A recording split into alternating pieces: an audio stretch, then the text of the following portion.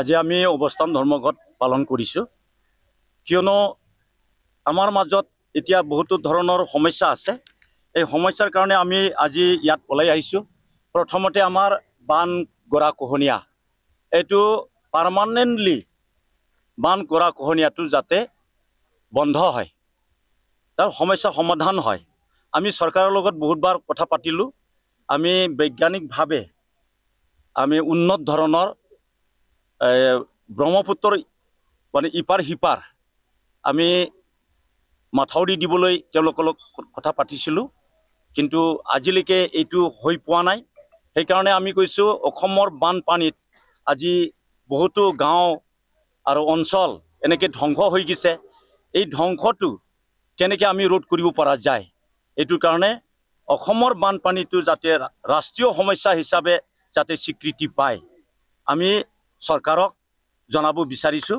আৰু দ্বিতীয়তে আমাৰ মাজত আছে ৰজগাৰ। এতিয়া আমাৰ মাজত কাম বন নাই। এতিয়া গোটেই মেচিন আহিছে, মেচিনে কাম কৰিবলৈ লৈছে। এতিয়া পথাৰতো মেচিন, ৰাস্তাটো মেচিন, চহৰতো মেচিন, আকাশতো মেচিন, তলতো মেচিন, সব মেচিন হৈ গৈছে। শিক্ষিত নিবনুৱা ল'ৰা ছোৱালীবিলাকৰ কাম মেচিনে কাঢ়ি লৈছে। আৰু যিবিলাক জনসাধাৰণ যিসকলে মানে অশিক্ষিত, যিসকলে খেতি বাৰী কৰি জীৱন যাপন কৰে, তেওঁলোকৰ পথাৰতো মেচিন আহিছে, তেওঁলোকৰো কৰিব লগা একো কাম নোহোৱা হৈছে। গতিকে এতিয়া ৰজগাৰ পাবলৈ নাই। আৰু যিখিনি ৰজগাৰ আছে সেই ৰজগাৰটো মৌলিক অধিকাৰ হিচাপে চৰকাৰে মানে মানি ল'ব লাগে। সেইকাৰণে আমি চৰকাৰক কৈছোঁ যে আমাৰ মাজত যিসকলে ৰজগাৰ পাইছে বা চাকৰি পাইছে, তেওঁলোকে চাকৰি কৰি মাহৰ মূৰত তেওঁলোকে দৰমহা পাই জীয়াই থাকিবলৈ সক্ষম হ'ব।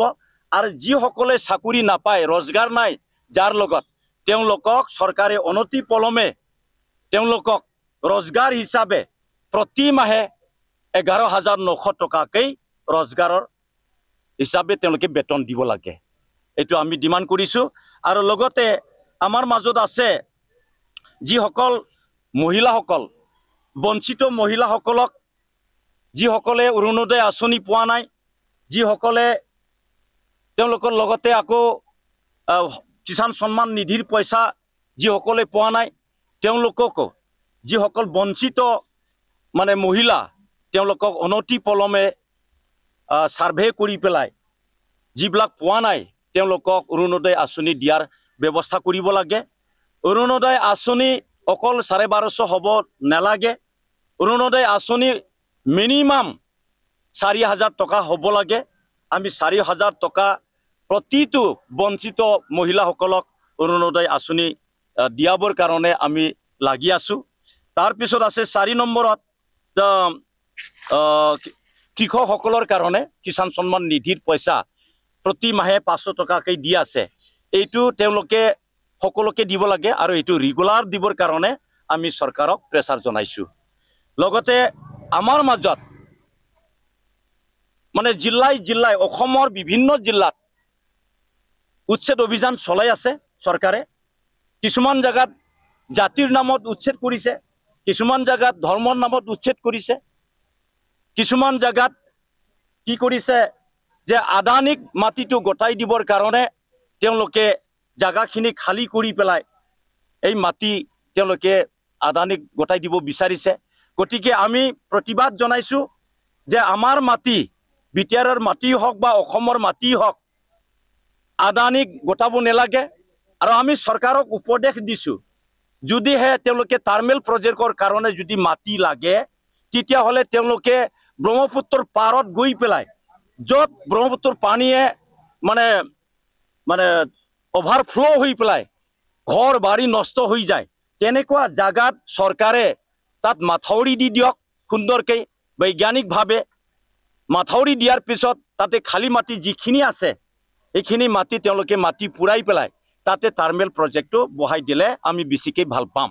কিয়নো টাৰ্মেল প্ৰজেক্টৰ লগত আমাৰ জনবসতি য'ত আছে তাৰে ব্যক্তিসকলে তাত জীয়াই থকাৰ অলপ অসুবিধা হয়। আৰু মাতৃৰ গৰ্ভত থকা যিটো সন্তান, এই সন্তানো নষ্ট হয়। গতিকে এইটো এয়াৰ পলিউশ্যন হয়। সেই এয়াৰ পলিউশ্যনৰ বাচি থাকিবৰ কাৰণে আমাৰ জনবসতি এলেকাত যাতে থাৰ্মেল প্ৰজেক্টটো নবহায় তেওঁলোকে নদীৰ কিনাৰত নি পেলাই যাতে তেওঁলোকে বহায় আমি ভোটাৰ্ছ পাৰ্টি ইণ্টাৰনেশ্যনেলৰ পৰা তেওঁলোকক আমি পৰামৰ্শ দিছোঁ আৰু অসমৰ জনবসতি থকা আৰু BTCত থকা জনবসতি এলেকাত আৰু এই থাৰ্মেল প্ৰজেক্টটো বহাব নালাগে বুলি আমি বাধা দি আহিছোঁ আৰু বাধা দি যাই থাকিম।